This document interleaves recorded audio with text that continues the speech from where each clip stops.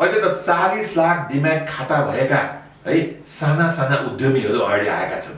आज शेयर बजारमा लगानी गरेका छन्, तर उसले कमसेकम ब्याङ्कको ब्यालेन्स सिट के हो बुझ्छ। अहिलेको मौलिक नीतिले धेरै असर आउने सम्भावना थिएन, हौवा बढी थियो, किनभने 70% बढी तपाईँले फाइनेन्सै पाउनुहुन्न।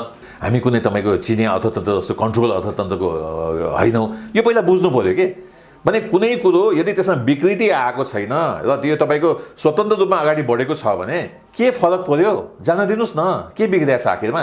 सरकारले त ट्याक्स पाएको छ, त्यसमा त देखिसक्नुभयो अरबौँ ट्याक्स पाएको छ। र जो मान्छेलाई सेयर किन्नु थियो उसले कस्तो हल्ला फिजायो भने अब चाहिँ खतम हुन्छ, सेयर बजार चाहिँ बेरिसमा गयो भनेर हल्ला फिजाएपछि बिचरा साना लगानीकर्ता जसले तपाईँको 30 रुपियाँ नाफा खान पाउँथ्यो 5 रुपियाँ नाफा खाएर बेचे धेरैले।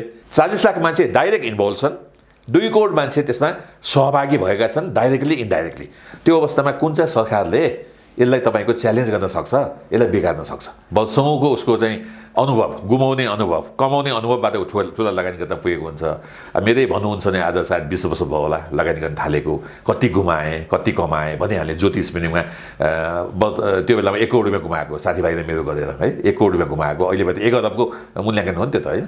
खालि कस्तो सेक्टरलाई अलिकति गाह्रो पऱ्यो भने जसको कमाइ चाहिँ कन्टिन्यू आउनुपर्ने होइन, जस्तो केबल कार भनौँ, चन्द्रगिरी केबल कार भनौँ होइन, जसको रेभिन्यू चाहिँ म्याक्सिमम आउनुपर्ने रेभिन्यू आउन सकेन। अब मैले एक दिन नखाने मलाई फरक पर्दैन, मेरो बोसोले काम गर्छ कि।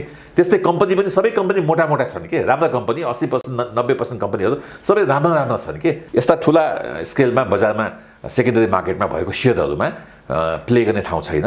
ब्याङ्किङ सेक्टर नभएको भए आज तपाईँको यो बुल तपाईँको मजासँग फुट्थ्यो। हेर्नुहोस्, म सबै सेयर त बेच्न निस्किन्न नि, मैले त 10-15% सेयर बेच्छु होला यो बुलिसमा, त्यति मात्रै हो। मेरो 80-85% सेयर त फेरि बियरिसमा जान्छ नि सर होइन। त्यो बेला म कुद्न सक्छु सक्दिनँ, म कुद्न सक्छु, मलाई केही फरक पर्दैन।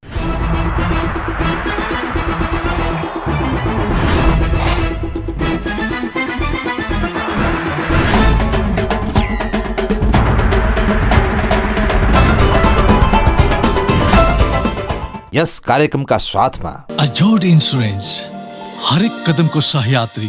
रिभर फन बीच रिसोर्ट, बुटार, कुरिनघाट। मार्केटेड बाई इन्द्रेडी एडभर्टाइजिङ, मिडिया पार्टनर अर्थ र व्यापार विकली, अर्थव्यापार.com। दर्शकवृन्द नमस्ते। कार्यक्रम आर्थिक संवादमा यहाँलाई हार्दिक स्वागत गर्दछु। म नवीन काफले। हरेक वर्ष सरकारले बजेट ल्याए पश्चात नेपाल राष्ट्र ब्याङ्कले ल्याउने मौद्रिक नीतिलाई नेपालको वित्तीय क्षेत्रमा विशेष महत्त्वका साथ हेर्ने गरिन्छ। पछिल्लो समय नेपालको शेयर बजारमा जुन किसिमको बढोत्तरी आइरहेको थियो त्यसमा नेपाल राष्ट्र ब्याङ्कले जारी गर्ने मौद्रिक नीतिलाई लिएर विगत केही महिना अगाडिदेखि मौद्रिक नीतिका विषयमा विभिन्न किसिमका आकलन र चर्चा परिचर्चा हुने गरेको थियो। गत शुक्रबार नेपाल राष्ट्र ब्याङ्कले मौद्रिक नीति जारी गरेसँगै नेपालको शेयर बजारमा मौद्रिक नीतिको प्रभाव र मौद्रिक नीति पछिका शेयर बजारका आगामी दिनहरू कता अगाडि जालान् भन्ने विषयमा कुराकानी गर्न आज मैले शेयर लगानीकर्ता ज्ञानेन्द्रलाल प्रधानलाई कार्यक्रममा निमन्त्रणा गरेको छु। यस अगाडि पनि लगानीकर्ता प्रधानसँग हामीले शेयर बजारका आधारभूत विश्लेषणहरू गरेका थियौँ। आजको कार्यक्रममा हामी मौद्रिक नीति पश्चात नेपालको शेयर बजारमा मौद्रिक नीतिले पार्ने प्रभाव र शेयर बजारका आगामी दिनहरूबारे कुराकानी गर्नेछौँ। आउनुहोस्, आजका मेरा अतिथि प्रधानलाई कार्यक्रममा स्वागत गरौँ। प्रधानजीलाई कार्यक्रममा स्वागत छ। नमस्कार। मैले भर्खरै भने नेपाल राष्ट्र ब्याङ्कले मौद्रिक नीति गत शुक्रबार जारी गरेको छ। त्यस अगाडि करिब 1-1.5 महिना अगाडिदेखि मौद्रिक नीतिले यो व्यवस्था गर्ला त्यो व्यवस्था गर्ला भनेर बजारमा विभिन्न किसिमका चर्चा परिचर्चा हल्ला नै सही भएका थिए। मौद्रिक नीति त आयो, मौद्रिक नीति शेयर बजारका दृष्टिकोणले हेर्ने हो भने कस्तो आयो? होइन, पहिला के हेरौँ भने अलिकता पछाडि जाउँ न, 40 वर्ष पछाडि जाउँ। 40 वर्ष पछाडि मौद्रिक नीति भनेको अहिले कसले सुनेका थिए र है? मलाई थाहा पनि छैन, आउँदैन थियो, आए पनि साइलेन्ट रहन्थ्यो कि। किन आज म के अरे त्यति बेला म ब्याङ्कमा गाडी किन्न जान्थेँ, 7% पैसा बुझाउनु पर्थ्यो। घर किन्न जान्थेँ, 7% पैसा बुझाउनु पर्थ्यो। मैले ब्याङ्कको लगानी निकै कम प्रयोग गर्थेँ कि।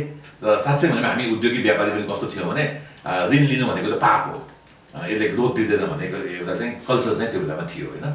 त्यसपछि मलाई के लाग्छ भने बिस्तारै अलि अर्थतन्त्रमा तपाईँको यो ब्याङ्किङ सेक्टरको चाहिँ पेनिट्रेसन बढ्दै गएपछि अहिले हेर्नुहुन्छ भने सायद मैले लगाएको कोट पनि सायद ब्याङ्कसँग चाहिँ फाइनेन्स लिन सक्छु। मैले किनेको मोबाइल पनि म ब्याङ्कसँग फाइनेन्स लिन सक्छु भन्दाखेरि प्रत्येक चिजमा ब्याङ्कको फाइनेन्स भएको कारणले गर्दाखेरि प्रत्येक आम नेपाली, साना पुँजी भएका नेपालीको पनि के भयो, तपाईँको एउटा आफ्नो क्यापेसिटी बिल्ड भएर गयो होइन। त्यही क्रममा तपाईँको उद्योगमा हेर्नुहुन्छ भने मौलिक नीतिको ठुलो असर आउँछ, पक्का पनि ब्याज स्पेसली त्यसमा काउन्ट हुन्छ होइन, गाडी नाडामा धेरै नै असर आउँछ। अब सेयर बजारमा नआउने कुरै भएन, किन सेयर बजार अहिले किन उकालो लागिरहेछ भन्दाखेरि ब्याज सस्तो भएको कारणले गर्दाखेरि होइन। यदि मौलिक नीतिले ब्याज महँगो गर्ने, लगानीकर्ताले चाहिँ महँगो ब्याज दिनुपर्ने अवस्था आयो वा तपाईँको मौलिक नीतिमा कुनै चाहिँ कुनै रेस्ट्रिक्सनहरू आयो भने पक्का पनि यसले सेयर बजारले फरक पर्छ। त मलाई के लाग्छ भने अहिले कोभिडको अवस्था हेरेर हामीले बारम्बार सरकारलाई रिक्वेस्ट गरेका थियौँ, अर्थ मन्त्रालयमा रिक्वेस्ट गरेका थियौँ, राष्ट्र ब्याङ्कका गभर्नर साहबले रिक्वेस्ट गरेका थियौँ, चेन्ज नगर्नुहोस्, अहिले चेन्ज गर्ने बेला छैन, अहिले बाँच्ने बेला छ है। अब यो फेरि राम्रो के छ भने तपाईँका कति हजार उद्यमी छ भन्नुहोस् त। अहिले त 40 लाख डिम्याट खाता भएका है साना साना उद्यमीहरू अगाडि आएका छन्, आज सेयर बजारमा लगानी गरेका छन्, तर उसले कमसेकम ब्याङ्कको ब्यालेन्स सिट के हो बुझ्छ, जलविद्युत भन्दा के हो भनेर बुझ्छ उसले होइन। उसको चाहिँ इन्ट्रेस्ट जागिसक्यो कि यी सेयरमा मैले लगानी गर्दाखेरि म चाहिँ उद्यमी बन्नुपर्छ भन्ने एउटा 40 लाख डिम्याट खाता। यहाँले भन्नुभयो जस्तै मौद्रिक नीतिलाई लिएर आम जनमानसमा हिजो चासोको विषय बन्दैन थियो, आज प्रत्यक्ष रूपमा यो ब्याङ्किङसँग आम जनता जोडिएका हुनाले मौद्रिक नीतिलाई उनीहरूले चासोका साथ हेर्ने परिस्थिति बन्यो। तर मेरो प्रश्न चाहिँ सेयर बजारमा मौद्रिक नीतिको जो हौवालाई देखाएर यसभन्दा अगाडिदेखि विभिन्न किसिमका हल्लाहरू चल्ने र चलाइने जो चिज भएको थियो नि, त्यो चाहिँ यसपटकको मौद्रिक नीति विगतका वर्षकै लगभग निरन्तरता जस्तो आएको हुनाले जो यसमा हल्ला चलाएर फाइदा लिन चाहन्थे नि उनीहरूको इच्छा चाहिँ पुरा भएन। यस्तो हो, पहिला कस्तो हुन्थ्यो भने तपाईँको सेयर मार्केटमा तपाईँको मान्छेले 90%सम्म 95%सम्म तपाईँको कर्जा लिन्थे होइन, अनि बजार 5-10% तलमाथि भएको त समस्या हुन्थ्यो है। अहिले हेर्नु छ भने एउटा बुल मार्केटमा छ, बुल मार्केट भनेको तपाईँको हिजोभन्दा आज बढ्ने हो, आजभन्दा भोलि बढ्ने हो, अझ पनि बुल सिद्धिएको छैन। यो बुल अझ पनि केही समयसम्म जान्छ, थाहा छैन अब 3500-3600 हो कि 4000 हो कि होइन, त्योभन्दा बढी त म एक्सपेक्ट गरेको छैन। तर बुल मार्केटमा ब्याङ्किङ सेक्टरको बुल आएकै छैन है, 65% कभरेज गर्ने। त्यो अवस्थामा अहिले कर्जा कति छ तपाईँ हेर्नुहोस् त एकचोटि। तपाईँले कर्जा हेर्नुहुन्छ भने अहिले यो 40 लाख डिम्याट खातामा ब्याङ्कको ऋण लिएर काम गर्ने मान्छे धेरै कम छ। ठुला लगानीकर्ताले ल्यायो होला, 50 करोड ल्यायो होला, 1 अरब ल्यायो होला, त्यो औँलामा गर्न सकिन्छ है, औँलामा गर्न सकिन्छ। भन्दा साना लगानीकर्ता त ऋण लिएकै छैन, ऋण ल्याएछन् भने कस्तो ल्याएछन् त गाउँमा आफ्ना छिमेकीसँग, आफ्ना भिदाजुसँग, आफ्ना चाहिँ बाउसँग ऋण लिएर लगानी गरेका छन्, अहिले महँगो ब्याजमा लगानी गरेका छन्। त्यसमा मौलिक नीतिको केही पनि असर आउँदैन भने अहिलेको मौलिक नीतिले धेरै असर आउने सम्भावना थिएन, हौवा बढी थियो। किनभने 70%भन्दा बढी तपाईँले फाइनेन्सै पाउनुहुन्न, यानि 30% घटेसम्म पनि त आखिरमा तपाईँको ब्याङ्कको सेक्युरिटी त माइन्स भएन नि होइन। अब 30% घटासम्म ब्याङ्कले त वाच गरिसकेको हुन्छ, तपाईँले सेयरमा लिलाम गइसकेको हुन्छ। भन्दा अहिले तपाईँको हेर्नुहुन्छ भने टोटल हाम्रो ब्याङ्किङ क्यापासिटी जुन छ, लेन्डिङ क्यापासिटी, त्यसको लेस देन 5% है, धेरै तल चाहिँ क्यापिटल मार्केटमा चाहिँ फाइनेन्सिङ भएको हुनाले, मार्जिन लेन्डिङमा फाइनेन्सिङ भएको हुनाले यसले ठुलो असर ल्याउँदैन डाइरेक्टली। इन्डाइरेक्टली कहाँ ल्याउँछ भने ब्याजमा ल्याउँछ। यदि एकैछिन मौद्रिक नीतिले गरेका व्यवस्था र यसको प्रभावका विषयमा समीक्षा गरौँ। जस्तो सेयर बजारमा आजको दिनमा ठुलो मात्रामा लगानी ब्याङ्किङ क्षेत्रबाट ऋणका रूपमा आएको त पक्कै छ। सेयर बजारको ऋणको सीमाका सन्दर्भमा नेपाल राष्ट्र ब्याङ्कले गरेका व्यवस्थाहरू यसले बजारमा तात्विक असर पार्छ कि पार्दैन? होइन, पहिला के हेर्नु पर्यो भने सेयर बजार हामीलाई चाहिन्छ कि सेयर बजार हामीलाई किन चाहिन्छ भने यो तपाईँको एउटा पोजिटिभ डाइरेक्सनमा आम मान्छेलाई लगानीकर्ता बनाउने एउटा सेक्टर भएको हुनाले अब अमेरिका हेर्नुहोस्, चीन हेर्नुहोस्, सबैको हङकङ हेर्नुहोस्, सबैको प्रगति क्यापिटल मार्केटबाट भएको छ है। यानि कि काम यदि म जलविद्युत गर्न चाहन्छु भने म एउटा गर्न सक्छु होला, यदि मैले मेरो सेयरको दाम चाहिँ 500 पाउँछु, 700 पाउँछु, 1000 पाउँछु र मलाई इन्करेजमेन्ट हुन्छ भने म त 4वटा सुरु गर्न सक्छु नि, किन गर्ने बुद्धि त मसँग छ नि, त्यो सेयर लगानीकर्ता सानो लगानीकर्तासँग छैन नि। तर सेयर बजार चाहिने भन्ने कुरो पहिला हामीले हेर्नु पर्यो। यो कुरो चाहिँ सरकारले, वर्तमान सरकारले बुझेको अवस्था देखियो है। अब हामीले सुन्यौँ अर्थ मन्त्रालयले धेरै चेन्ज नगर्नु भन्ने कुरो अगाडि गरे है।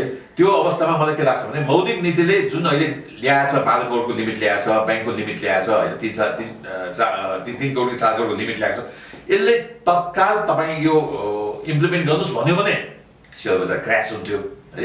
तर मौलिक नीतिले त्यो भनेन। के भन्यो भने यो गर्नुपर्ने, तर कहिलेसम्म गर्नु भनेको छैन है। र हामीलाई साथीहरू अर्थ मन्त्रालय जाँदाखेरि हामी 2-4 दिन हेर्छौँ, यसलाई चेन्ज गर्नु पऱ्यो भने चेन्ज गर्छौँ होइन, यसले धेरै नेगेटिभ असर आयो भने यसले चेन्ज गर्छौँ। हामी सेयर बजारलाई चाहिँ यसलाई डुब्न दिँदैनौँ, आम लगानीकर्ताको आस्थालाई हामी चाहिँ जगाउँछौँ भनेर अर्थमन्त्रीजीले भनेको हुनाले मलाई के लाग्छ भने मौलिक नीतिबाट जुन आउनुपर्ने चिजको त्यसको तपसिलका कुरा नआएको हुनाले खास केही फरक परेको छैन। तपाईँले हेरिहाल्नुभयो त्यत्रो चिज हुँदाखेरि त यदि त्यसकै इम्प्याक्ट आएको भए हिजो सेयर बजार चाहिँ जसरी तल गएको थियो आज त्योभन्दा बढी तल जानुपर्ने, त्योभन्दा बढी सेलमा आउनुपर्ने, भोलि जानु हुनुपर्ने, आज तपाईँको पोजिटिभ जाने छाड आइसकेको अवस्था छ। मौद्रिक नीतिमै उल्लेख भइसकेका विषयलाई त निर्देशन कुर्नु पर्दैन नि? कुर्नु पर्दैन, तर त्यो टाइम लिमिट छ नि तपाईँको कहिलेसम्म गर्ने भन्दा अब मैले सुनेसम्म त 1 वर्षसम्म यसलाई कार्यान्वयन गर्न चाहिँ मौका दिने भनेको छ। हुन पनि हो नि, कसैले 1 अरबको लोन लिएको छैन भने ठिक छ, उसले आफ्नो परिवारमा मिलाउला, साथीभाइमा मिलाउला, कसैमा मिलाउला, सेयर त आखिरमा सधैँ छ, उसलाई लिनलाई केही समस्या भएन होइन। समस्या कहाँ भयो भने उसले नाउँ दिनुपर्ने हो नि होइन, यो मिलाउनु केही गाह्रो छैन। त्यसमा ठुला लगानीकर्ताले अब नयाँ ऋण लिनेवाला छैन, नयाँ ऋण नपाउने भयो होइन, ठुला लगानीकर्ता लिइसके होइन, साना लगानीकर्ताले खास ऋण लिएका छैनन्, उसलाई यो मौद्रिक नीतिले 12 करोडले केही पनि असर पर्दैन, उसले लिने भनेको फ्यु ल्याक्समा हो। त्यसले गर्दा मलाई के लाग्छ भने अहिले आएको मौद्रिक नीतिले एउटा सेयर बजारलाई सहयोग गरेको छ। हेर्दाखेरि अलिकति कडा देखेर त्यो हिजो एक दिन चाहिँ अलि मार्केट चाहिँ प्यानिक भएर अब 21 अरबभन्दा बढी चाहिँ बिक्रीमा आयो होइन, तर त्यसको फाइदा कसले निकाले? ठुला लगानीकर्ताले निकाले। ठुला कसैले किनेको हो नि, 21 अरब बिक्री गरेको हेर्नुहुन्छ भने ठुला लगानीकर्ताले 21 अरबमा बिक्री गरेकै छैन। तपाईँ हेर्नुहोस् त है, सबै चिनिन्छ नि ठुला लगानीकर्ता कुन ब्रोकरबाट कसरी बेच्छ भन्ने कुरो होइन, उनीहरूले सबै के उठाएका छन्। यसले के गर्यो भने सेयर बजारलाई अझ दिगो गरिदियो भन्दाखेरि अहिलेको मौद्रिक नीतिले जुन कन्ट्रोल गर्न लागेको थियो त्यो ठ्याक्कै उल्टो भएर गयो।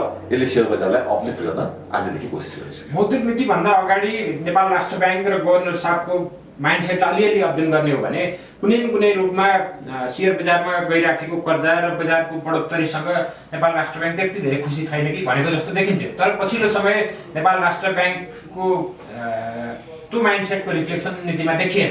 यसमा किन के कारणले बदलाव? नवीनजी हामी बेला बेला कन्फ्युज हुन्छौँ कि हामी डेमोक्रेटिक कन्ट्री हौँ होइन, हामी कुनै डिक्टेटर कन्ट्री होइनौँ है, हामी तपाईँको खुल्ला अर्थतन्त्र समाजवादको कन्ट्री हौँ है, हामी कुनै तपाईँको चिनिया अर्थतन्त्र जस्तो कन्ट्रोल अर्थतन्त्रको होइनौँ। यो पहिला बुझ्नु पऱ्यो कि भने कुनै कुरो यदि त्यसमा विकृति आएको छैन र त्यो तपाईँको स्वतन्त्र रूपमा अगाडि बढेको छ भने के फरक पर्यो? जान दिनुहोस् न, के बिग्रिएको छ आखिरमा? सरकारले त ट्याक्स पाएको छ, त्यसमा त देखिसक्नुभयो अरबौँ ट्याक्स पाएको छ होइन। अब खालि के हुनु पऱ्यो, लगानी गर्ने मान्छे सजग हुनु पऱ्यो, जसमा तपाईँको सेवन चाहिँ एक्टिभ हुनु पऱ्यो है। यस्तो यस्तो कुरामा तपाईँले ध्यान दिनुहोस् भनेर सिकाउने अलिकता लेक्चर बढी आउनु पऱ्यो, किनकि नयाँ नयाँ लगानीकर्ता अहिले आएका छन्, उनीहरू फस्न सक्छन् है। त्यो अवस्थामा मलाई के लाग्छ भने मौद्रिक नीतिलाई कन्ट्रोल गर्नुपर्ने कुनै आवश्यक छैन। कति बेला कन्ट्रोल गर्ने? जति बेला तपाईँको 1992 को हर्षद मेहता जस्तो काण्ड नेपालमा आउँछ, जति बेला हामी जस्ता ठुला लगानीकर्ताहरू गएर तपाईँको यताको पैसा उता जुन नीतिले नदिएको काम गरेर बेनीतिको काम हामी गर्छौँ। कसले बेनीतिको काम गरेछ भन्नुहोस् त? कसले बेनीतिको काम गरिरहेछ है? भन्ला अलिक कनुनिङ गर्दा सेयरको भाउ बढाएको छ भन्ला, के जग्गाको कनुनिङ गर्दा भाउ बढाएको छैन ठाउँ ठाउँमा होइन? सुनको दाम बढाएको छैन होइन? आज गाडी हेर्नुहोस् त, एउटा गाडी बेच्दा तपाईँको 30 लाख नाफा खाएर गाडीको दाम बढाएको छैन होइन? किन तपाईँले खुल्ला नीति सबै छोडिदिनु पऱ्यो होइन? तपाईँले 50 जना ब्रोकर राखेर चाहिँ अगाडि बढ्नुहुन्छ भने होइन, एजेन्सी लिएर मात्रै गाडी बेच्न पाइन्छ भन्नुहुन्छ भने पक्का पनि यो तपाईँको खुल्ला अर्थनीति होइन, यो अलिकति कन्ट्रोल अर्थनीति हो, जसमा तपाईँको अलिकति कनुनिङ हुने स्वाभाविक चिज यसमा भइरहेको अवस्था छ। मौद्रिक नीति आए पछाडि पनि आज हामी मङ्गलबार कुरा गरिरहँदा 3 वर्किङ डेज त हामी बजारलाई हेरिसक्यौँ।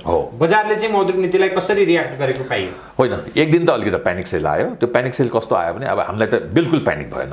अब हामी त कति तर्सिनु पर्ने भने अब खै 2-4 अरबै जाला कि अब त खत्तम होला कि होइन भनेर हामी तर्सिनु पर्ने व्यक्ति हामीलाई बिल्कुल तर्सिएन। हामी रातभरि मजासँग सुत्यौँ, किन हामीलाई थाहा थियो यसले इम्प्याक्ट के पनि ल्याउँदैन, यसले ल्याउनै सक्दैन है।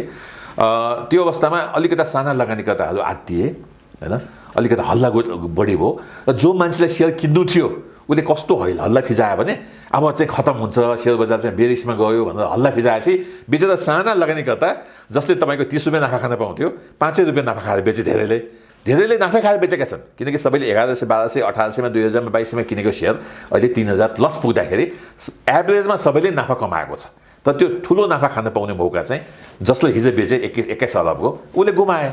उनीहरूले आज किनिरहेको अवस्था छ। तपाईँ हेर्नुहोस् त, आज तपाईँले त्यो क्लब हाउसमा हेर्नुभयो भने हिजो मैले बेचेँ, आज म त्यही सेयर किन्नेछु भनेर 20 रुपियाँ 30 रुपियाँ महँगोमा आफै किनिरहेछन् है। त्यसमा अलिकता प्ले भयो, नभएको होइन। यो मार्केटमा अलिकति यस्तै प्ले चाहिँ हुन्छ। तर मलाई के लाग्छ भने मौद्रिक नीतिले लामो कुनै पनि नेगेटिभ इम्प्याक्ट के पनि दिन सकेन, यसले पोजिटिभ इम्प्याक्ट पनि किन दिन सकेन। यथास्थितिमा बजार छोडिदिएको हुनाले त्यहीमाथि अर्थमन्त्रीलाई हामी धन्यवाद दिन चाहन्छौँ। उहाँले त हाम्रो साथीहरूलाई यो 1 वर्ष अगाडि इम्प्लिमेन्ट नै हुँदैन, म अझ पनि 2-3 दिन हेरेर यदि धेरै नै ड्रास्टिक चेन्ज भयो यसलाई चेन्ज गर्न तयार छु भनेपछि त हामी लगानीकर्ता तर्सिने किन? आवश्यकै छैन। यो अझ माथि जान्छ। भनेपछि नेपाली काङ्ग्रेस नेतृत्वमा जसरी अहिले सरकार बनेको छ र अर्थमन्त्रीज्यू भलै माओवादी केन्द्रबाट हुनुहुन्छ भए पनि अलिकति काङ्ग्रेस नेतृत्वको सरकारले सेयर बजारलाई एउटा हिसाबले ध्यानै नदिएको जस्तो अथवा अर्को हिसाबले भन्दा खुल्ला छोडिदिन चाहेको जस्तो सरकारको अवधारणा चाहिँ बुझिन्छ। होइन, तपाईँले के हेर्नु पर्यो भने अहिले कति मान्छे सेयर मार्केटमा छन् भनेर हेर्नुहुन्छ भने कहिलेकाहीँ अलिक दुःख पनि लाग्छ। तपाईँ कुनै पनि सरकारी अफिसमा जानुहोस् त, एउटा मध्यम स्तरको कर्मचारीको कम्प्युटर हेर्नुभयो भने ऊ सेयर मार्केटको खोलेर बसिया हुन्छ, आफ्नो काम गरे आउँदैन। एज ए सेयर लगानी गर्दा म चाहिँ खुसी हुँ, सबैजना सेयरमा आएछन् है, नागरिकता। तर उसको ड्युटीको समयमा त कमसेकम उसले 11 देखि 3 सम्म त त्यो सेयर बजार त हेर्नु भएन नि, होइन? त्यो चाहिँ दुःखको कुरो छ। यो हेर्दा यति आम मान्छे, अब 40 लाख डिम्याग भनेको एउटा मान्छेको अब 5, 6, 7 परिवार भनौँ न सहितको लागि। अझ यो मोस्टली चाहिँ अर्बन एरिया सहरबाट आएको हुनाले सहरमा त अलिकता परिवार साथीभाइ लिङ्केजहरू बढी हुन्छ है। यदि गाउँमा छ भने एउटा परिवारमा के कुरो सेयर हुन्छ भने सहरमा त धेरै साथीभाइसँग सेयर हुन्छ। भन्दा तपाईँले कम्तीमा 5 कै लिनुभयो भने 40 लाख भनेको 2 करोड मान्छेले सेयरलाई वाच गरेर बसेका छन्। 40 लाख मान्छे डाइरेक्ट इन्भल्भ छन्, 2 करोड मान्छे त्यसमा सहभागी भएका छन् डाइरेक्टली इन्डाइरेक्टली। त्यो अवस्थामा कुन चाहिँ सरकारले यसलाई तपाईँको च्यालेन्ज गर्न सक्छ, यसलाई बिगार्न सक्छ? यो त कस्तो भने के अरे बत्ती आउँदाखेरि लोड सेडिङ गर्नु भने जस्तो। जस्तो बत्ती आउँदा कुलमानले नाउँ कमाए त्यस्तै सेयर बजारमा पनि कुनै पनि मन्त्रीले अर्थमन्त्रीज्यूले चाहिँ गलत नीति लिन सक्नुहुन्न है। ठिक छ, कर्नरिङ भएको छ भने एक्सन लिने हाम्रो कानुन नियम जम्मै छँदैछ, त्यो गर्नु पर्यो। कतै त्यस्तो भएको छैन। हसत मेहता काण्ड भएको छ, ब्याङ्कबाट नचाहिने लोन चाहिँ लिएर चाहिँ एक ब्याङ्कबाट अर्को ब्याङ्कमा ट्रान्सफर गरेको छ, यी सबै चिज भएको छन् भने त हामीले गर्नु पर्यो, एक्सन लिनु पर्यो है। तर नेपालको सेयर बजार मलाई के लाग्छ भने एउटा परिपक्वतामा पुगेको छ। अब इन्डियामा हेर्नुहोस् त कति काण्ड भए। तपाईँले कुलमानको प्रसङ्ग उल्लेख गरिरहँदा जसरी सेयर बजारमा पनि एउटा कुलमानको हामी बिम्ब वा प्रतिबिम्ब बनाएर कुरा गऱ्यौँ भने यसमा त नियामकीय निकाय नेपाल धितोपत्र बोर्ड अथवा नेप्सेका प्रमुख कार्यकारी अधिकृतहरू संसदका अर्थ समितिमा स्पष्टीकरण दिँदै हिँडेका र विवादमा फँसेका विभिन्न समाचारहरू त हिजो आजका छापामा यहाँले पढ्नु भएकै छ। यसले त सरकारको दायित्व धितोपत्र बोर्ड र नेप्सेलाई मात्रै छोडिदिएर मन्त्रालय ढुक्कले बस्न सक्ने अवस्था त देखिएन। होइन, पक्का पनि अब नेपाल सरकार र धितोपत्र बोर्ड भनेको अब सहभागी बङ्गिने होइन संस्था हो, एक आपसमा एट्याच हुन्छ। चाहे तपाईँको समिति भन्नुहोस्, अर्थ समिति भन्नुहोस्। अब जुन न्युज आयो त्यो न्युज चाहिँ अब खुसीको न्युज होइन होइन। 7मा बस्दा जस्तो हाम्रो स्वास्थ्य मन्त्री उमेशजी आउनुभयो, उहाँले के दोष लाग्यो त तपाईँ त प्राइभेट सेक्टरको भनेर भन्नुभयो। उहाँले सबै बिजनेसबाट अहिले रिजाइन गरेर निस्किनु भयो होइन। त्यो चाहिँ चाहिन्छ कर्मचारीमा है, त्यो चाहिन्छ। आफूसँग सम्बन्धित कुनै पनि तपाईँको शङ्का गर्ने, आफूले केही गल्ती नगर्दा पनि शङ्का गर्ने पनि एउटा मौका चाहिँ राख्नु हुँदैन। त्यो चाहिँ अलिकता पुरा हुन सकेन। तर मलाई के लाग्छ भने उहाँको पनि लजिक छ जस्तो लाग्छ होइन। एकजनाले बिहा गरेर गरेको छोरीकोमा नाउँमा चाहिँ सेयर किनेको छ भने त्यसलाई चाहिँ तपाईँको क्राइम भन्न नि मिलेन कि सर। कि त प्रुफै गर्नु पऱ्यो कि होइन यो त सिटीमा लिएर छोरीलाई दिएको भने प्रुफ गर्नु पऱ्यो होइन। यो त क्राइम हो जस्तो मलाई लाग्दैन है। अब यदि उहाँ चाहिँ अब धितोपत्र बोर्डको चाहिँ अध्यक्ष हुनुभयो भने के उहाँले केही पनि गर्न नपाउने? ल उहाँले नगर्ने, उहाँको परिवारले पनि गर्न नपाउने, त्यो त गलत हो नि होइन। फेरि त्यहाँ बसुन्जेलसम्म गर्ने हो नि आखिरमा त। उहाँको छोराको वा छोरीको नाममा कति सेयर छ भन्ने त्यो पनि हामी नजाउँ। तर यस्ता प्रवृत्तिहरू हाम्रा नियामकीय बजारलाई कस्तो प्रभाव पार्छ भन्ने चाहिँ अझ बढी विशेष महत्त्वको कुरा हो। यस्तो हुन्छ कि अब म महादेवलाई मान्छु, महादेवलाई पूजा गर्छु।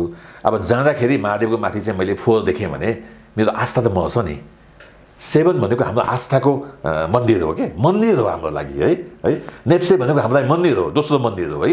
यो दुईवटा मन्दिरमा अलिकति कालो पोतियो भने हामीलाई चाहिँ खुसी लाग्दैन है। त्यो कालो तपाईँको आफ्नो आँखामा जालो लगाएर कालो पोतिया पनि हुनसक्छ है, वा साँच्चै कालो लगाएको पनि हुनसक्छ, वा कालो भनेको अलिकति मसी मात्रै खसिया पनि हुनसक्छ, वा गनाउने वस्तु नै कालो भएर त्यहाँ चाहिँ लागेको हुनसक्छ है। त्यो मामलामा यस्तो आस्थाको मन्दिरमा चाहिँ स्वच्छता आउनु जरुरी छ। ज्ञानेन्द्र सर, यसको अर्को पक्ष पनि छ। जसरी धितोपत्र बोर्डमा अध्यक्षका रूपमा उहाँले बजारलाई अलिकति रेगुलेट गर्न खोज्नुभयो अथवा सोझा साझा लगानीकर्ताहरू नठगिउन् भनेर जसरी उहाँले स्टेप चाल्नुभयो नि, त्यसका कारण हामी कहाँका ठुला लगानीकर्ताहरू उहाँको विरुद्ध यसरी खनिएका छन् कि सांसददेखि मन्त्रीसम्म लबिङ गरेर उहाँलाई बारम्बार स्पष्टीकरणमा तान्नेसम्म गर्न हाम्रो लगानीकर्ताहरू सक्षम भए भन्छन्। किन यसरी खेदेका होला? होइन, 7ले रेगुलर गर्नुपर्ने काम धेरै पछि गरेको हो। जुन उहाँले यो कम्पनी यस्तो भनेर स्ट्याटस निकाल्नुभयो। उहाँले यो कम्पनी किन भन्नुभएको छैन, नकिन भन्नुभएको छैन है। उहाँले स्ट्याटस निकालेको हो नि। त्यो स्ट्याटस त के अहिले नेटमा छैन? नेटमा हेर्न चाहने सबैलाई छ। तर समस्या के छ भने सबैजना नेटमा गएर कम्पेरिजन गर्दा हेर्दैनन् है। अब त्यसमा कस्तो भइदियो भने अब उहाँको त्यो 51 कम्पनी निकाल्ने जुन क्याटेगोरी हो, त्यो क्याटेगोरी अलिकति तलमाथि भयो होला सायद। अलिक नपाउनुपर्ने कम्पनी पनि परेको देखियो है, पाउनुपर्ने कम्पनी नपरेको देखियो। त्यो अवस्थामा उहाँले त्यो गरेको कामलाई चाहिँ गलत भन्न मिल्दैन है। सेभनले त्यो गरेको कामलाई अति राम्रो काम गरेको हो, त्यस्तो बारम्बार निकाल्नुपर्छ। उहाँले त्यो निकालेर यो सेयर किन यो सेयर नकिन भनेकै छैन। उहाँले के भन्नुभएको छ, यसको EPS यो छ, यसको लगानी यो छ, यसको डिभिडेन्ड स्ट्रक्चर यो छ, यसको क्याटेगोरी यो हो भनेर भनेको छ। तर 51 मात्र किन हैन? हामी बारम्बार क्याटेगोरी गरेर A क्लासको कम्पनी निकालौँ अनि B क्लासको कम्पनी निकालौँ हैन। प्रत्येक 6 महिनामा प्रत्येक 3 महिनामा यस्तो चिज चाहिँ सेभनले निकालिदियो भने मलाई के लाग्छ भने यसलाई चाहिँ हामीले चाहिँ उहाँ विरुद्धको अभियोग लाउन मिल्दैन होला। यसमा धेरै केही साथीहरूले अलिकता विरोध पनि गरेका छन्। म चाहिँ त्यसको विरोधमा छु। म चाहिँ सेभनको पक्षमा छु। यो यसरी बारम्बार तपाईँको सजग चाहिँ सेभनले गराउनुपर्छ लगानीकर्तालाई। ज्ञानेन्द्र सर, जस्तो आर्थिक वर्षको समाप्तिसँगै असार मसान्त पछाडि कतिपय कम्पनीहरूले आफ्ना अडिटेड रिपोर्टहरू सार्वजनिक गरिराखेका छन्। कतिको साधारण सभा हुने विभिन्न चरणमा मितिहरू सार्वजनिक भइराखेका छन्। यसको प्रभाव चाहिँ सेयर बजारको आजको दिनमा कस्तो पर्छ? होइन, यस्तो हो। अब डिभिडेन्ड दिने बेला आयो हैन। डिभिडेन्डको अब त धमाधम बढी आउँछ। अब तपाईँले ब्याङ्कको इन्ट्रेस्ट हेर्नुहुन्छ भने डिभिडेन्डभन्दा बढी हुन सक्दैन। आज मिनिमम डिभिडेन्ड पनि तपाईँको 10-12% हुन्छ। ब्याङ्कले 12% इन्ट्रेस्ट दिन सक्दैन। त्यो अवस्थामा तपाईँको एक त 10-12% बोनस आउने, सेकेन्ड तपाईँको क्यापिटल मार्केटमा इन्क्रिमेन्ट भएको बुलमा अझ पनि के फाइदा आउँछ भने डबल फाइदा छ। हेर्नुहोस् है, त्यसमा मान्छेहरू अहिले पनि सेयर बजारबाट पैसा निकालेर अरूमा जाला, जग्गामा जाला वा के अरे हाम्रो मुद्दतीमा जाला भनेर मलाई चाहिँ लाग्दैन है। त्यस कारण चाहिँ यो 6 महिना करिब होइन, पुस मसानसम्म जुन डिभिडेन्ड दिने स्ट्रक्चर आउँछ त्यो बेलामा बुल मार्केट चाहिँ माथि जान्छ। तर बजार सजग कहाँ छ भने तपाईँले हेर्नुहुन्छ अलिकता माथि गएर इन्डिया जस्तो सुट भएको छैन। इन्डियामा त स्वात्त घटेको बजार कोभिडले कस्तोरी बढ्यो हेर्नुहोस् त है। त्यहाँ कारण के छ भने त्यहाँ गिन्ती गर्ने तरिकै फरक छ होइन। सबै एभरेजमा गिन्ती गरिन्न, सर्टेन कम्पनीको मात्रै गिन्ती गरिन्छ। हामी कता एभरेजमा गिन्ती गरिन्छ। तर गल्ती के भएको छ भने डुबेका कम्पनी जुन तपाईँको अब अगाडि आउँदैन, ज्योति स्पिनिङ भनौँ होइन, अरुण वनस्पति भनौँ, थुप्रै कम्पनी छन् होइन, अब भृगुदी कागज भनौँ, यी कम्पनीहरू डुबिसकेका छन् भने त्यसलाई सेयर बजारको एक्टिभ लिस्टिङबाट निकालिदिनु पऱ्यो नि, तब न आउँछ। र आज हेर्नुहोस् त कति नै पुगेको छ, 3000 नै पुगेको हो। तर ब्याङ्कको हेर्नुहोस् त EPS हेर्नुहोस् त, राम्रो ब्याङ्कको EPS हेर्नुहोस् त, 30 रुपियाँ, 35 रुपियाँ, 40 रुपियाँसम्म चाहिँ EPS आएको अवस्थामा मलाई के लाग्छ भने अब क्यास डिभिडेन्ड चाहिँ त्यति इन्करेज नगरेको अवस्थामा बोनस सेयर आउँछ। र बोनस सेयर जहिले पनि हामी जस्तो लगानीकर्तालाई अट्र्याक्सन हुन्छ, किन बोनस सेयर भनेको बजारको त्यति नै % फाइदा हो तपाईँको लागि होइन। क्यास डिभिडेन्ड भनेको हामीलाई त्यति फाइदाको विषय होइन। त्यो अवस्थामा मौद्रिक नीतिभन्दा अगाडि मौद्रिक नीतिले बजारलाई घट्दो दिशामा अगाडि बढाउँछ भनेर जुन हल्ला चलाइन्थ्यो ती ठुला लगानीकर्ताहरूबाट आएको हामी पाउँथ्यौँ। पक्कै। तर मौद्रिक नीतिले लगभग अघिल्लो वर्षको व्यवस्थालाई यथावत राखिसके। अब यसपछि ती ठुला भनिने लगानीकर्ताहरूले आफ्नो रणनीति परिवर्तन गर्न थालिसके कि उही अवस्थामा छ? होइन, ठुला लगानीकर्ता आजको भोलि हुँदैन नवीनजी। वर्षौँको उसको चाहिँ अनुभव, गुमाउने अनुभव, कमाउने अनुभवबाट ठुला लगानीकर्ता पुगेको हुन्छ। मेरै भन्नुहुन्छ भने आज सायद 20 वर्ष भयो होला लगानी गर्न थालेको। कति गुमाएँ कति कमाएँ भनिहालेँ। ज्योति स्पिनिङमा त्यो बेलामा 1 करोड रुपियाँ गुमाएको साथीभाइले मेरो गरेर है, 1 करोड रुपियाँ गुमाएको। अहिले त 1 अरबको मूल्याङ्कन हो नि त्यो त है। तर मलाई के लाग्छ भने ठुला लगानीकर्ताहरू प्रायः जसो चिप्लिँदैन है। अलिकति जान्ने बुझ्ने लगानीकर्ताहरू प्रायः जसो चिप्लिँदैन। बुलमा प्रायः जसो 80-85% सबैले कमाउँछ। कहाँ हो त बेरिसमा गुमाउने हो। बेरिस पनि अझ उसले टिकाउन सक्छ यदि उसले फन्डामेन्टल हेरेर लगानी गरेको छ भने। बेरिसको साइकल छोड्नुहोस् न, नेबिलको ब्याङ्कै म तपाईँलाई एक्जाम्पल दिन्छु। जसले 35 वर्ष अगाडि 6000 रुपियाँ लगाएको छ आज 1 करोड 50 लाख रुपियाँ त पुगिसक्यो नि, राख्दै केही नगरिकन। भने उसले बुल पनि हेऱ्यो, बेरिस पनि हेऱ्यो, बुल पनि हेऱ्यो, बेरिस पनि हेऱ्यो। तर बजार त यहाँबाट बुल भएर बेरिस भयो, बुल भएर बेरिस भयो। हेर्नुहोस् त आखिरमा त एभरेजमा त तपाईँको 30 डिग्रीको एभरेजमा त ग्राफ त चढेकै छ। र अहिले बजार कति पुगेको छ? 3100 प्लस न हो है, केही पुगेकै छैन। भारतकै बजार हेर्नुहोस् त, हङकङको बजार हेर्नुहोस् त, अमेरिकाको बजार हेर्नुहोस् त। आज अमेरिकामा तपाईँको 50% अमेरिकन तपाईँको सेयर बजारमा सहभागी छन् डाइरेक्टली। हामी यहाँ कति छ? 40 लाख डिम्याट भनेको कति पर्सेन्ट हो तपाईँ हिसाब गर्नुहोस् न। 3 करोडमा छैन, सहभागी छैन। त्यस कारण चाहिँ अहिले नै सरकारले यस्तो कोभिडको समयमा मान्छेहरूसँग काम नहुँदाखेरि मान्छेसँग चाहिँ अनलाइन चाहिँ मोबाइल हुँदाखेरि मान्छेसँग चाहिँ अरू व्यापार नहुँदाखेरि भएको क्यास फ्लोलाई यदि सेयर बजारमा ल्याएर सेयर बजारमा लगानी गर्ने रियल लगानीकर्तालाई इन्करेज गर्छ भने होइन, जस्तो म हाइड्रो पावरमा लगानी नगरौँ भनेर सोच्थेँ, तर अहिले सेयर बजारले मलाई बुम के गरिदियो, होइन म 2टा प्रोजेक्ट हालको गर्छु होइन, पैसा उठाउनु गाह्रो रहेछ, म पनि लाउँछु 50-60%, 30-40% म उठाउँछु। त्यो इन्करेज आएको हुनाले मलाई के लाग्छ भने यसले तपाईँको भविष्यमा हाम्रो अर्थतन्त्रलाई है औद्योगिकरणको लागि, जलविद्युत निर्माणको लागि, पूर्वाधारको लागि, सिमेन्ट फ्याक्ट्रीको लागि ठुलो यसले सहयोग गर्छ। असार मसान्त सकिएसँगै ब्याङ्क वित्तीय संस्था लगायत सीमा सूचीकृत सम्पूर्ण कम्पनीहरूको जो विवरणहरू आएका छन् उनीहरूको नाफा दुई किसिमले प्रभावित भएको होला। एक हिसाबले कोभिडबाट प्रत्यक्ष प्रभावित उद्योगका रूपमा कतिपयमा प्रभाव पर्ला भने ब्याङ्क वित्तीय संस्थाहरूमा त उनीहरूको नाफा यसरी बढ्यो कि भनेर संसदमा समेत हाम्रा पूर्व प्रधानमन्त्रीज्यूहरूले अस्ति कुरा उठाउनु भयो। यी फरक पाटो कोभिडबाट प्रभावित कम्पनीहरूको गत वर्षको नाफा र प्रभावित नभएका कम्पनीहरूको गत वर्षको नाफा, यी दुईटाको परिस्थिति हेर्दा सेयर बजारको आगामी दिनलाई चाहिँ कस्तो प्रभाव पर्ला? होइन, अब नेचुरली 2 थरी उद्योग छन्। एक थरी उद्योग तपाईँको 3 थरी भन्नुपर्छ। एक थरी त कोभिडले गर्दा तपाईँको बुस्ट भएको छ है, तपाईँ डिजिटाइजेसन भन्नुहोस् न, डिजिटल इकोनोमीहरू त एकदम बुस्ट भएको छ है, कमै छ भनौँ, अब छैन भनौँ एक किसिमले। सेकेन्ड तपाईँको त्यति फरक नपर्ने कन्ज्युमेबल सामानहरू होइन, खाने सामानहरू, यो सबै चिजहरू उपभोग गर्ने सामानहरू त्यो पनि करिब कन्ज्युम भइरहेको अवस्था छ, कन्जम्सन अलिक पुगेको छैन होला, यी सबै चिज मिलेको छ। तर एक थरी के छ भने एकदम प्रभावित, जस्तो तपाईँलाई सानो इक्जाम्पल दिन्छु, होटल सेक्टर भनौँ है। आज तपाईँको तपाईँले भन्नु होला यस्तो होटल सेक्टर खत्तम हुँदाखेरि किन चाहिँ सोल्टी होटलको सेयरको दाम घटेन भन्नु होला। उसको सम्पत्ति हेर्नुहोस् त कतिको, आज केही नभने 30 अरबको सम्पत्ति होला, तर बुक भ्याल्यु हेर्नुहोस् त, थाहा छैन मलाई, 10 अरब पनि छैन कि 5 अरब पनि छैन कि सायद। त्यत्रो एसेट भएको चिजको सेयर तपाईँले बढीमा किन्दा के फरक पर्यो? किन तपाईँ पनि लगानीकर्ता हो नि आखिरमा, कोही 51% होला, कोही 10% होला, तपाईँको एक सेयर पनि त तपाईँ लगानीकर्ता हो नि आखिरमा, तपाईँ पनि त्यो सोल्टीको जमिनको मालिक हो नि होइन। आज सोल्टी बेच्यो भने तपाईँ 30 अरबभन्दा कमाउँदैन है, आज रेजिस्ट्रेसन बेच्यो भने कहाँ पुग्छ हेर्नुहोस् त। तर त्यसको त बुक भ्याल्युमा तपाईँको बुकिङ भएको छ, एकाउन्टिङ भएको छ नि, त्यस कारण यो सेक्टर पनि घटेन कि। खालि कस्तो सेक्टरलाई अलिकति गाह्रो पऱ्यो भने जसको कमाइ चाहिँ कन्टिन्यू आउनुपर्ने होइन, जस्तो केबल कार भनौँ, चन्द्रगिरी केबल कार भनौँ होइन, जसको रेभिन्यू चाहिँ म्याक्सिमम आउनुपर्ने रेभिन्यू आउन सकेन होइन, बिल्डिङहरू बल्ल बनाएका छन् त्यसको भ्यालुहरू अप हुन सकेको छैन। जस्तो रेजिस्ट्रेसनको उहाँले किन्नुभएको जग्गा त सायद 5 लाख आनामा किन्नुभयो होला, आज 1 करोड आना जान्छ होला होइन, बिल्डिङको स्ट्रक्चर त्यसै नै हाई भइसक्यो होला, भ्यालुएसन हाई भइसक्यो। तर जो भर्खर आएका छन् है, जो सेयर बजारमा पनि छन् र उनीहरूको मूल्याङ्कन बढेको छैन सम्पत्तिको, उनीहरूलाई गाह्रो भयो कि। एक त हाम्रो मूल्याङ्कन पनि बढेको छैन है, अनि सेयरको दाममा कसरी बढिरहने। अब अलिकति सानोमा कर्नरिङ गरेर माथि गर्ने कुरोलाई एक्जाम्पल नलिऊ, त्यो जहाँ पनि हुन्छ, विकृति जहाँ पनि हुन्छ, शान्ति नै है।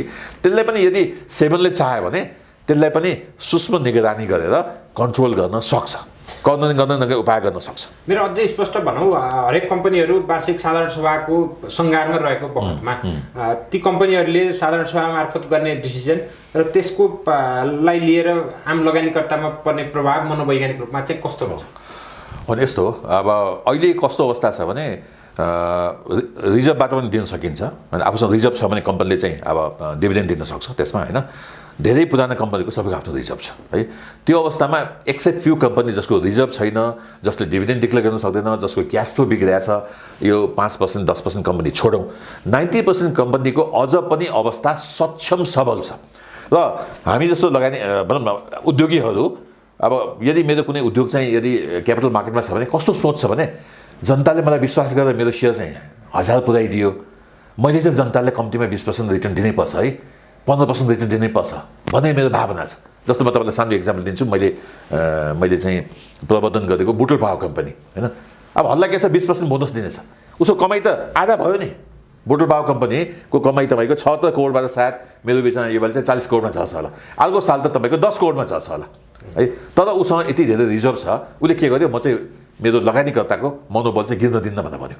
यस्तै भएको थियो तपाईँको हाम्रो धीरुभाइ अम्बानीको टाइममा है। मैले एउटा स्टडी क्लासमा चाहिँ मुम्बईमा चाहिँ लिएको थिएँ। त्यहाँ के भएको थियो भने जति बेला तपाईँको यो बियरिस मार्केट आयो है, यो 1992 को हर्षद मेहता केस आयो, सबै कम्पनीहरू कोल्याप्स हुन गए। त्यति बेला धीरुभाइ अम्बानीले आफ्नो लगानीकर्तालाई आफूसँग भएको रिजर्भ बाँडी तपाईँको स्वच्छ राख्दाखेरि आज हेर्नुहोस् त मुकेश अम्बानीको कम्पनीको कुन हालत छ, कहाँ पुग्यो हेर्नुहोस् त। 10 रुपियाँको सेयर तपाईँको 2000 3000, अब $25 बिलियन अरब डलर त उसले अमेरिकाबाट ल्याइसक्यो, अमेरिकन लगानी आइसक्यो। कोभिडका कारण जसरी अर्थतन्त्रमा सबै पक्षमा सङ्कट देखियो नि, त्यसका कारण यस वर्ष हरेक कम्पनीहरूले आफ्नो नाफा वितरण गर्दाखेरि कुनै न कुनै किसिमको सीमा निर्धारण गर्नुपर्छ अथवा ब्याङ्क तथा वित्तीय संस्थाहरूले 15% भन्दा बढीमा जान नपाउने भनेका जस्ता जे विषयहरू छन् नि, यसको प्रभाव त पक्कै छ नि। होइन, यस्तो हो नवीनजी, कस्तो भने पहिला कस्तो हुन्थ्यो भने यदि मेरो चाहिँ अब EPS चाहिँ 30 आएछ भने म चाहिँ 15 दिन्थेँ, 20 दिन्थेँ, 10 चाहिँ रिजर्भमा लान्थेँ कि, त्यो बेलाको अवस्था, राम्रो समयको अवस्था।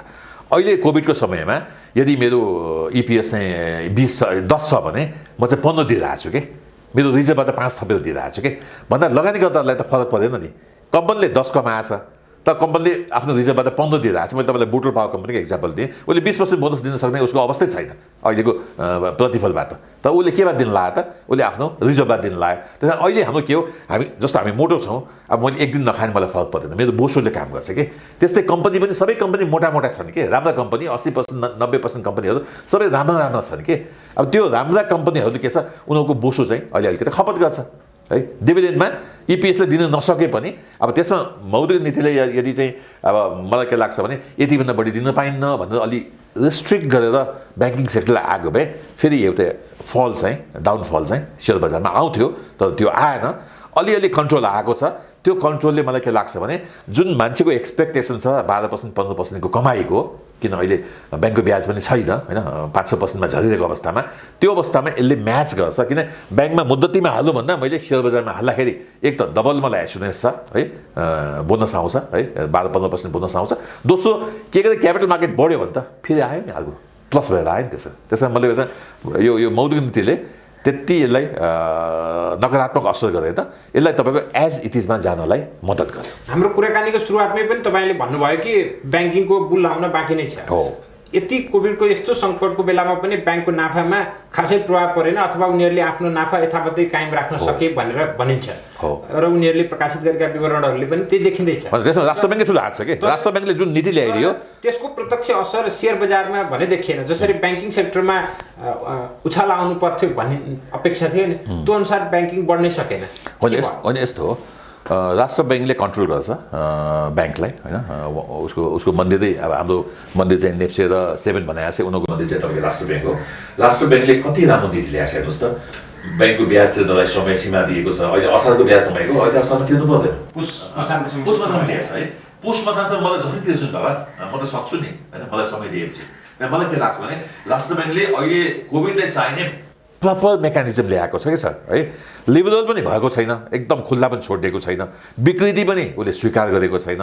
र तपाईँको रियलमा तिम्रो जेन्युन प्रब्लमलाई चाहिँ म यसरी चाहिँ सम्बोधन गर्छु भनेर उसले सम्बोधन गरिदिएको अवस्थामा मलाई के लाग्छ भने यो नकारात्मक असर चाहिँ आएन।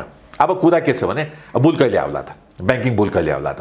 ब्याङ्किङ बुल नआइकन यो अहिलेको बुल ट्रेन्ड चाहिँ एन्ड हुँदैन। अब बुल धेरै लामो जाँदैन, म एकदम विश्वस्त छु है। तर ब्याङ्किङ बुल सुरु नभइकन ब्याङ्क पनि नआएको होइन सर। अब केही ब्याङ्क बाहेक तपाईँको लास्ट इयर अहिलेको पैसा हेर्नुहुन्छ भने डबल भइसक्यो।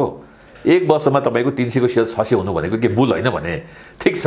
माइक्रो फाइनेन्स जस्तो आएन, हाइड्रो जस्तो आएन, अब डेभलपमेन्ट ब्याङ्क जस्तो आएन जहाँ तपाईँको भएन। र कम्पेरिजन गर्दा तपाईँको उनीहरूको इन्डेक्स धेरै माथि पुगे है, धेरै माथि पुगे, किनभने अलिकति कर्नरिङ भयो। अब थोरै डिमान्ड बढी तपाईँको सेल्स चाहिँ कम भएपछि कर्नरिङ त भइहाल्छ नि। कर्नरिङ पनि हुनु पर्दैन, आफै डिमान्डको दाम बढ्छ होइन। तपाईँले बजारमा किन्न जाँदाखेरि प्रशस्त बिक्रीमा छ भने त्यसको मूल्य चाहिँ बजार मूल्य हुन्छ होइन, त्यो चाहिँ एभाइलेबल छैन भने होइन त्यसको मूल्य त बढ्छ नि आखिरमा होइन। त्यस्तै डेभलपमेन्ट ब्याङ्क, हाइड्रो पावर यो सबैको त मूल्य बढेको त थोरै कर्नरिङ पनि होला। यसलाई अर्को ढङ्गले हेर्ने हो भने जुन क्षेत्रको अथवा ब्याङ्कहरूमा जसरी मूल्यमा ठुलो उतार र चढाव आउँदैन, त्यसको अर्थ चाहिँ यो बजार चाहिँ स्टेबल छ, यो लगानीका लागि सुरक्षित हो, लगानीकर्ताहरूमा धेरै खेल्न पाउने किता सेयर पनि यसको छैन, यसमा चाहिँ तपाईँ सुरक्षित भएर गर्नुहोस् भनेर भन्न पनि सक्यो नि। पक्कै हो। यस्तो के तपाईँको ब्याङ्किङ सेक्टर तपाईँको अब समुद्र जस्तो हो कि। ब्याङ्किङ सेक्टरको समुद्रको लेभल कसले बढाउन सक्दैन, कसैले घटाउन सकिन्छ। कुनै बेला चिलिमेको म चाहिँ नेपाल विद्युत प्राधिकरणपछि ठुलो दोस्रो लगानीकर्ता थिएँ है। प्राधिकरण जति त थिएन तर ठुलै थियो, मेरो धेरै ठुलो लगानीकर्ता थियो। मैले त्यति बेला 5-7 करोड रुपियाँ फालेर चिलिमेलाई अलिकति बढाउन, अलिकति किनिदिउन भनेर किन्दाखेरि उल्टो मैले खल्तीबाट पैसा हाल्नु पऱ्यो है यस्ता ठुला स्केलमा बजारमा सेकेन्डरी मार्केटमा भएको सेयरहरूमा प्ले गर्ने ठाउँ छैन ब्याङ्किङ सेक्टर नभएको भए आज तपाईँको यो बुल तपाईँको मजासँग फुट्थ्यो हेर्नुहोस् डम्मै फुट्थ्यो लगभग हामी कुराकानीको अन्त्यमा छौँ मौद्रिक नीतिभन्दा केही अगाडि मौद्रिक नीतिलाई कुरेर पर्खर हेरेको अवस्थामा आम लगानीकर्ताहरू थिए मौद्रिक नीति पश्चात चाहिँ आम लगानीकर्ताहरूले कसरी बजारमा रियाक्ट गरिरहेको होइन त्यो त बजारले देखायो नि तपाईँको पहिलो दिन 21 अरबको बिक्री भयो प्यानिक सेल भयो प्यानिक सेल हेर्नुहुन्छ भने तपाईँ सबै साना लगानीकर्ताले सेल गरेका छन् कसैले उठाएका छन् त ठुलाले उठाएका छन् है भन्दा ठुला जति अनुभवी लगानीकर्ता त आखिरमा अझ बढी प्रफिटमा गयो नि अब आज करेक्सन भइसक्यो आज तपाईँको साना लगानीकर्ताले बिक्री कम गरिसके अब हेर्नुहोस् बिक्री कम हुँदै जान्छ मूल्य बढ्दै जान्छ इन्डेक्स बढ्दै जान्छ हो अहिलेको भविष्य त्यसो भए हाम्रो निकट भविष्य भोलि पर्सि वा आगामी हप्ताको बारेमा के प्रक्षेपण गर्न सकिएला मलाई के लाग्छ भने अब यो अलिकता साँढे चाहिँ मोटाएको अवस्था हो जे जस्तो भन्यो भने सबैले कमाइसक्यो नि तपाईँले लगानी गर्दै तपाईँले कमायो मैले कमाएँ जसले 1100मा लगानी गर्यो उसले 1900 कमायो जसले 2000मा लगानी गर्यो 1000 कमायो जसले 2900मा लगानी गर्यो 200 कमायो त्यही हेर्नुहोस् सबैले कमाएको अवस्था छ कि खालि चिन्ता कहाँ छ भने यो बियरिस हुँदाखेरि को पर्ने हो त होइन बा उसले चाहिँ रिटेन गर्न सक्छ सक्दैन यदि म सबै सेयर त बेच्न निस्किन्न नि मैले त 10-15% सेयर बेच्छु होला यो बुलिसमा त्यति मात्रै हो मेरो 80-85% सेयर त फेरि बियरिसमा जान्छ नि सर होइन त्यो बेला म कुद्न सक्छु सक्दिनँ म कुद्न सक्छु मलाई केही फरक पर्दैन अब आउने बियरिस भनेको तपाईँको पहिला जस्तो 88 हुँदैन अब 2400-2500मा बस्छ बियरिस जहिले पनि यो बियरिसको पोइन्ट चाहिँ माथि नै जान्छ बुलको पोइन्ट माथि नै जान्छ यो चाहिँ एउटा आम संसारमा भएको स्टक मार्केटको क्यापिटल मार्केटको नियम भएको हुनाले मलाई के लाग्छ भने अब अलि साइडवेज है अलिकति माथि अलिकति साइडवेज अलिकति माथि गर्दै यो बजार चाहिँ अझ पनि यो दशैँसम्म माथि नै जानुपर्छ हस् ज्ञानेन्द्र सर हामी आजको कुराकानीमा हामी मौद्रिक नीति र मौद्रिक नीति पछिको नेपालको सेयर बजार कस्तो होला भन्ने विषयमा समीक्षा गरौँ यहाँको महत्त्वपूर्ण समय र विचार हामीलाई दिनुभयो धन्यवाद अब मेन त नेपाल सरकारले म धन्यवाद दिन चाहन्छु नेपाल सरकारले यस्तो गाह्रो अवस्थामा स्थितिमा चाहिँ बजारलाई स्वच्छ रूपमा चल्न दिएको हुनाले मलाई के लाग्छ भने यसमा कुनै विकृति आएको छैन आउनेवाला पनि छैन धन्यवाद